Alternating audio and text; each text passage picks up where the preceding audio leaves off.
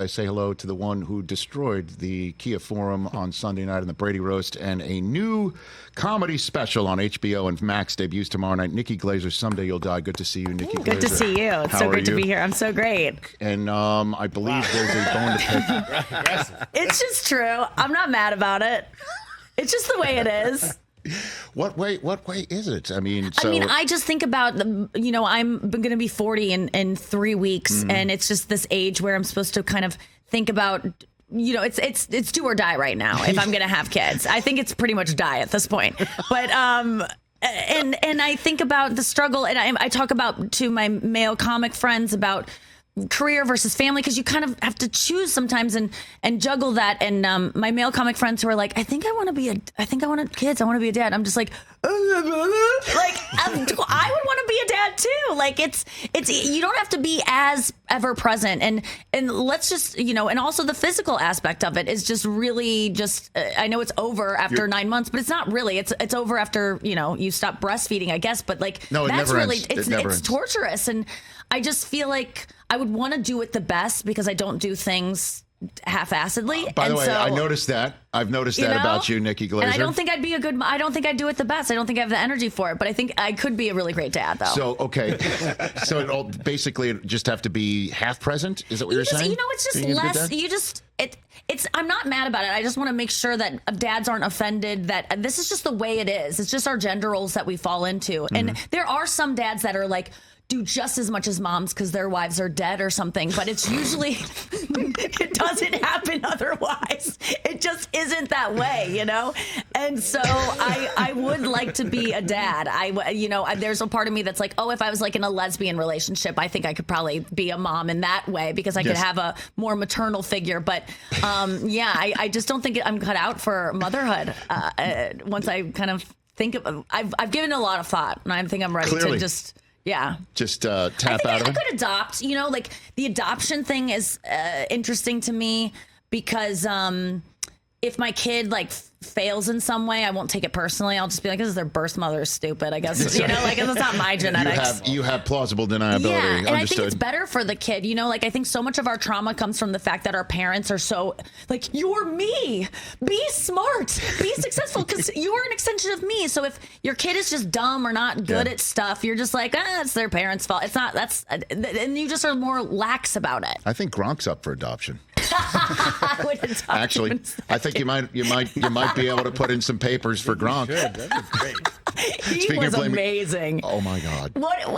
Totally fit the role that we carved out for him, and then went up and delivered in his own way while also still playing into that character that we had built up, which is essentially him. I think we nailed it. But really, he did play into it, and his moments of God. I just watched his set again yesterday because I'm watching it from the side, so I didn't get the full show that everyone else got. So I went back and watched. I don't watch my own stuff, but I went back and watched everyone else, and it was just. His was so, I couldn't get over how adorable he was when he would say a joke that he wrote and goes, and I wrote that one, like that pride. And I know that pride of but everyone needs to know I wrote that one. Like, because these guys aren't writing their own jokes mainly. Right. But he should have pride in that because he wrote a couple, as he told us, great jokes. Well, he did speak as if he had just made a boom boom in the toilet. You know what I mean?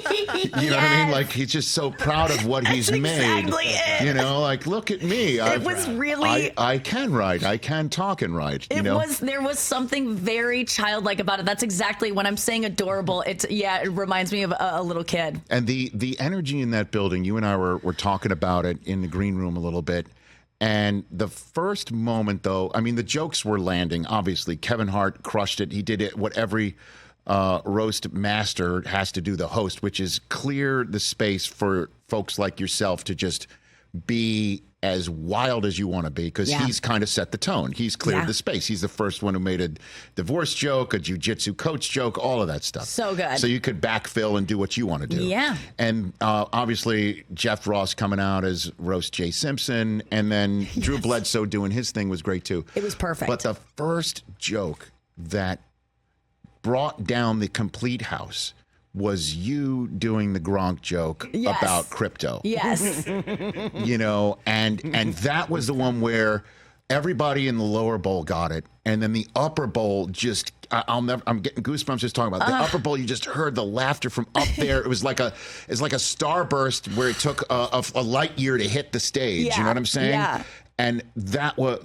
Did you feel that when you were? I did. Okay. You know, I will say that there was no point that I was going to let up and go, oh, I've got it. You know, like it's over. It was like the whole thing is a performance that you have to stay present and focused for. And not until I say good night am I really done and can say I did a good job. So, but there were moments within the set that I go, okay, because I'd run it so many times, probably 40 times. And that set exactly I'd never run because we're making changes always. So even to the last minute, I'm adding things like right before as I'm getting mic'd, I'm still typing in new transition lines. And but that was the first time I delivered it at that, and it had gone that well. And I had run it all over town 5 times a night for a week and a half at least. And then even before that, I was messing around with it. But it was the first time it had been that perfect. And then when that joke, there's moments where I didn't expect the laughter to keep going or to have those, Kevin getting up and running around. And so it messed up my timing a little bit, but didn't. It made me more present because I saw one clip of myself that I watched, and I don't like to watch myself, but when I said the thing about The Rock and Kevin and just the filthy, like literally like saying so that good. There was 5 pounds of seminal fluid within Kevin Hart's body. I mean, it's a disgusting joke. And I knew that joke was a crusher because it was always the one when I was in the clubs that would it would open up the set. You know, you got to build up to it, and that would crack it open. So you were working the material in clubs leading up? Yeah, and it's an interesting process because, and I've done it before, I've done 3 roasts prior to this, so I kind of had a system where you just go, hey guys, I'm doing the roast of Tom Brady. They applaud. I go, can I try some roast jokes? They kind of get invested. Like, you guys are going to be my focus group for this. And they're, oh yeah, okay, here's who's going to be there. It's going to be, Kevin Hart is hosting. It's Rob Gronkowski. It's Randy Moss. It's Drew Bledsoe. It's Julian Edelman. Those are football players, girls. I didn't know either. A laugh on that. You kind of get a couple laughs setting it up. Sure. And you go, and here's the Drew Bledsoe backstory, so you understand the jokes about him. He was injured. That's why we even know Tom Brady. So you had to give him the backstory? You got to give him. I literally had to be like, okay, I had some jokes about Sam J that didn't make it, but I'm like, Sam J is a lesbian black woman with short hair. That's all you need to know about her for this joke. There's multitudes more to know about her. She's hilarious. She's so talented and kind and incredible. But for that joke to hit, you just need to know that. Like it was setting the stage, and then you go in. Next time I'm going to print up pictures, so I don't have to do any of that. That's right. And so if they're jokes based on looks, just pictures, because you really can't get a feel for it because most people don't know who Drew Bledsoe is. Yeah. When you're doing a set on a night, at the Laugh Factory at 11 p.m. on a Friday night, it's all like no one would know. And so it was that was the process. And then so I knew that Kevin Hart joke would hit because it was always hitting, and everyone's familiar with Kevin Hart and The Rock and their relationship. But I didn't expect. Like his reaction was just so warm, and I knew he had good reactions because I went to the Mark Twain Prize for him a month or 2 ago. That it's coming out on Saturday on Netflix. It's so funny, but I saw how he interacted with people, kind of roasting him at that, and I was like, oh, he's a giver. Like he's not gonna be like, or he's not even just gonna go like Tom Brady like animatronic. He had 2 settings, like smile and smile with a nod. Like he was like laugh 1 or laugh 2. Which one was him screaming inside the most? Oh man, the whole thing, man, dude.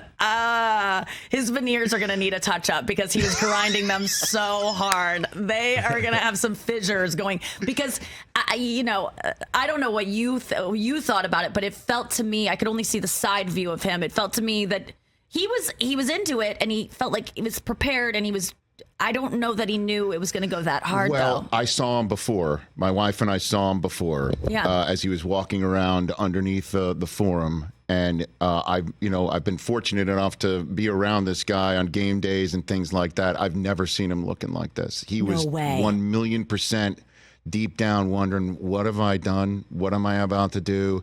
He's just like, I don't know how this is going to go. Yeah.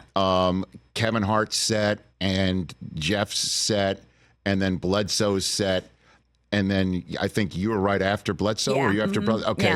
Yeah. That's where he was really in the soup. Yes. I think that first hour, he's just wondering, what have I done? And then he got through that. And as he got closer to his own set, I think he kind of chilled out a killed little it. bit. I mean, He was there's great. no question. And you know, if he would have gone, if the timing of the show would have been what it should have been, which is a 2-hour show, and it ran 3 hours, people don't have the stamina for 3 hours. So the fact that he got the response he got and killed as hard as he did at the end, at a 3-hour show where it's just nonstop laughs, people get tired.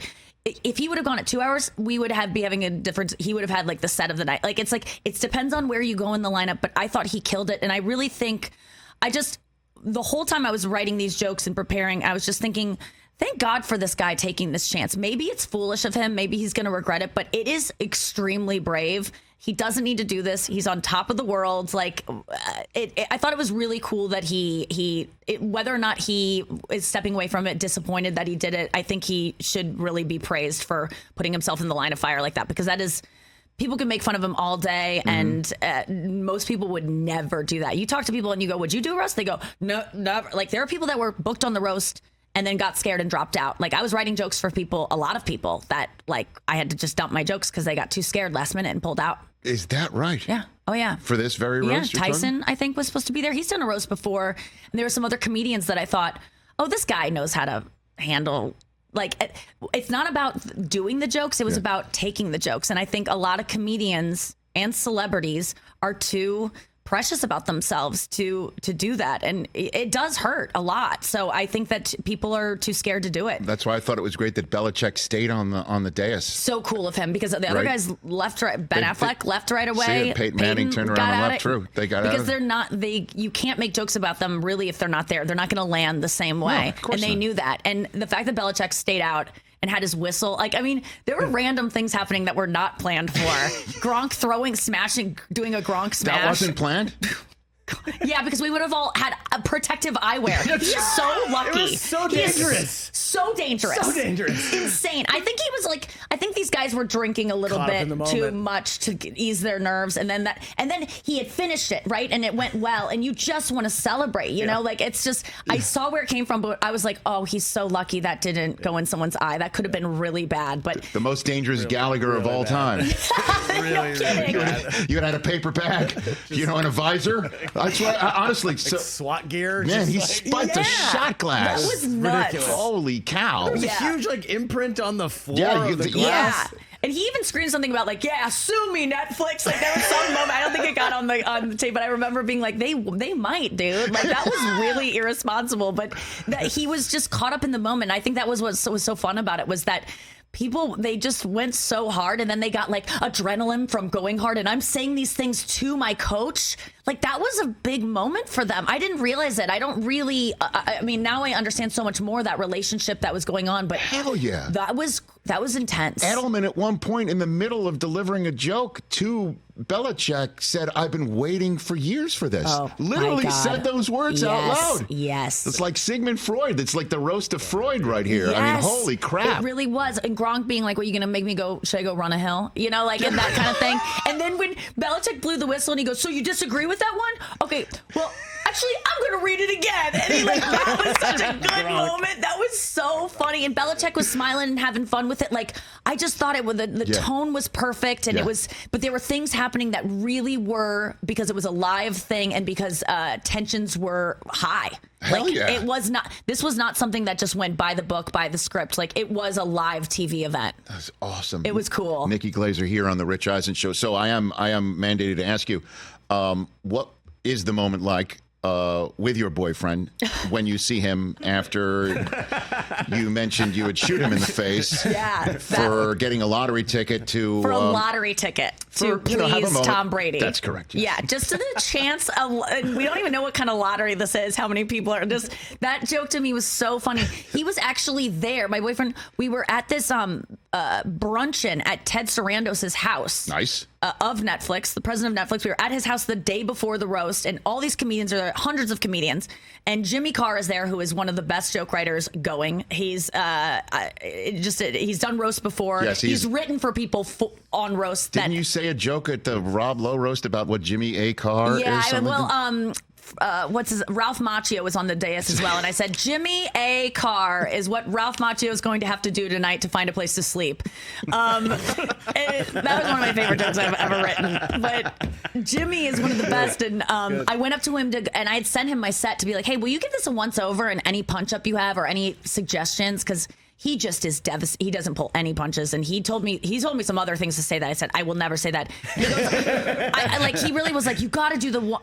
I can't even say what it was. It was so horrible what he told me to say. But this one, I had a bunch of jokes about wanting to bang Tom Brady and kind of throwing myself at him, and he goes, what if you had a moment where you almost seem like you're going to propose to your boyfriend, like a really sincere moment, and then you say, I would shoot you in the face, and he presented it first, and I was like, oh, that's a nice idea, but that's exactly what I would want to do, but I can't do that. And my boyfriend's sitting there, and I go, I can't. And he goes, you should do it. And I go, really? Like, my boyfriend was like, I go, you wouldn't care? And I was like, really? And he was like, no, it's a joke. And I go, yeah, it's a joke. Yeah.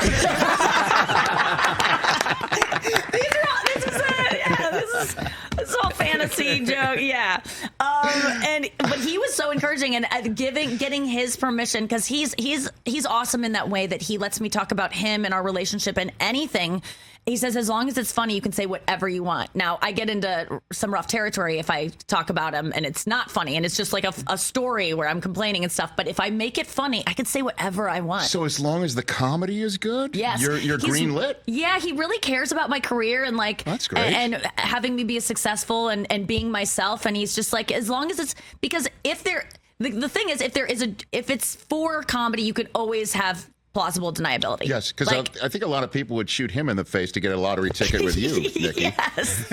Is he aware of that? I think he is. He knows what he has. He's really, and that's why he's so cool. I think he's like, not a lot of guys would be that cool, and that's one part of him that I'm like, I got lucky finding a guy who's that secure to handle all that. I mean, I've talked about everything about him, because that line was crushed, and that was the big finish. So fun. It was so fun to deliver. It was so scary to deliver, because I just, Jimmy and I had just written it the day before, so me kind of working it out that night.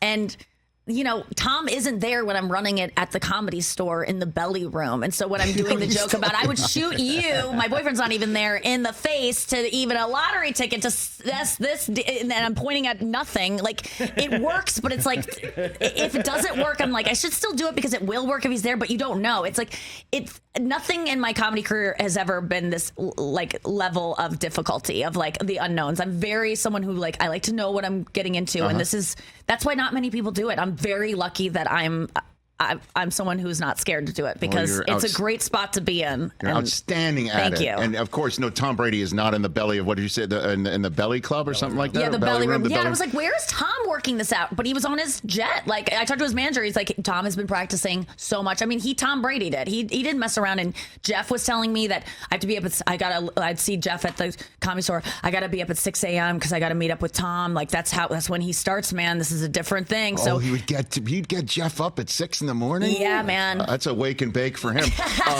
By the way, this is where Tom is now. I'll put it up on the screen. There he is. Venice, right? Look at Tom in Venice. Yeah. Good for him. He needs to get away. They haven't watched it yet, right? Over in Venice. So yeah, he's good on him. That whole story of Giselle being disappointed and him having to apologize to her. I wonder what he knew or what he thought we would and wouldn't say, because there was not a mandate of not to say something. And I've said it before, we all kind of agreed, let's not go after the kid thing, the kissing thing or whatever, right. Let's not make jokes about that, which was such a bummer, because I wrote so many jokes about it. It was such a bummer.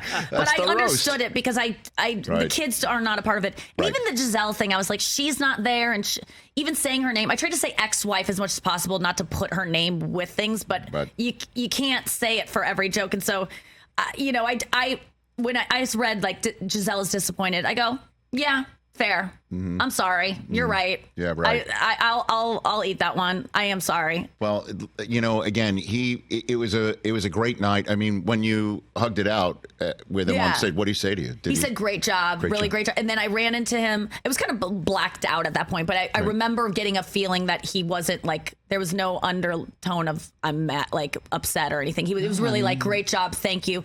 And then because he did, I heard. And maybe I was lied to, but he picked me. Like, I remember when I found out about the Tom Brady Roast, it was announced before I got booked on it. And I was kind of done with roast because it had been 5 years since I'd done it. It was pre-COVID. I was younger. If you called me old, it wouldn't hurt my feelings. It just like, I just feel like I'm too sensitive now for it. And so I was like, if another one comes up, I probably won't do it. But then it's Tom Brady, and I was like, no, that's too big. I got to do it. Yeah, well, I'm glad you did, because it's one of the biggest pop. It's iconic. It's now part of the iconography of pop culture. It truly is in terms of roasts, in terms of everything. There's the Hugh Hefner roast from back in the early aughts when it was really important at the time for our country to start laughing again. And I kind of feel like, in the same way, obviously it's totally different circumstances, that we do need a certain laugh and a certain like being able to poke fun of one another in as much of a safe space as you possibly can. And somebody like Tom Brady saying, all right, I'll make myself the butt of jokes on live Netflix for 3 hours. It really was something that I couldn't believe I was personally witnessing. Yeah. And the place was just electric, and you were awesome. And thank you. And you're finding out, like, Todd Bowles, the head coach of the Tampa Bay Buccaneers, is a fan of yours, and I'm sure people he hadn't even seen the roast yet. He was just like, I'm a fan of Nikki Glaser. I'm excited to watch her clip. And I'm like, wait, you didn't even see it? How are you a fan of mine? It was so nice. We saw your mind-blown emoji right there. I really... And he's not known for, having an edge. No, I ask all my male friends that obviously know of him. I'm like, what's his vibe? And they're like, this is not his vibe. Being a Nikki Glaser fan is not something we ever thought of Todd Bowles would be. But I'm so flattered, and I want to go to a game. It's really nice to be in this new world, this sports world that I've always felt like intimidated by and that I didn't understand. And now in doing the research for the roast, and also honestly being a Swiftie and her dating Travis, I have to care about football and started paying attention and learning to like love it in this way that I never have. So it's so cool to have this moment. Have you met Taylor Swift? I met her before I was a huge fan, and I'm staying away though. I want her to want to meet me. I'm just going to keep my distance. That's going to happen. Yeah. I know you've met Trailer Swift. I know that. Yeah, I called Jewel at one of the roasts Trailer Swift. Trailer Swift. Yeah. Oh my God. Your new comedy special, Nikki Glaser, Someday You'll Die. Everybody check it out on HBO and Max tomorrow night at 10 Eastern Time. And tomorrow night, when that debuts, you'll be on the stage at the Hollywood Palladium, part of this outstanding Netflix as a Joke festival. NikkiGlaser.com for tickets to your upcoming events. The Venetian next weekend in Las Vegas, Lake Tahoe the weekend after that, Salt Lake City in June, and of course, there's the Nikki Glaser podcast, where all podcasts can be listened to and acquired. You're awesome. Thanks for coming up. Thank you so much for having me. Anytime. I know you're not out here, you don't live out here, but anytime you're in town, I'll be back. This was awesome. Let's do it, because You're great. I right back at you. That's Nikki Glaser. Everybody follow her on Twitter and Instagram at that title as well. Right here on The Rich Eisen Show. Don't go anywhere. Back with more in a sec. Catch The Rich Eisen Show every single day on the Roku channel, 12 to 3 Eastern, for free.